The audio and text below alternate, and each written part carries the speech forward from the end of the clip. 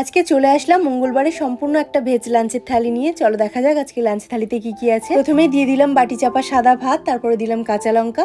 এখন দিয়ে দিচ্ছি প্রথম পাতে খাওয়ার জন্য একটু মেল্টেড ঘি। নিরামিষ দিনে ঘি কাঁচা লঙ্কা দিয়ে খেতে কিন্তু প্রথম পাতে বেশ ভালো লাগে। এখন দিয়ে দিলাম ঢ্যাঁড়স ভাজা, আর আজকে বানিয়েছিলাম টমেটো দিয়ে ঘন করে মুসুরির ডাল, যেটা তেজপাতা, পাঁচফোড়ন আর শুকনো লঙ্কা দিয়ে খুব সাধারণ ভাবেই বানিয়েছি। ডালটা আজকে বাড়ির সবার ভীষণ ভালো লেগেছে। সাথে আলু পটলের একটা নিরামিষ ডালনা বানিয়েছিলাম, যেটার মধ্যে আদা, জিরে, ধনে, টমেটো, কাঁচা লঙ্কা, কাজু, কিশমিশ বাটা দিয়ে বানিয়েছিলাম। আর নামানোর সময় একটু ঘি গরম মশলা দিয়ে নামিয়ে নিয়েছি।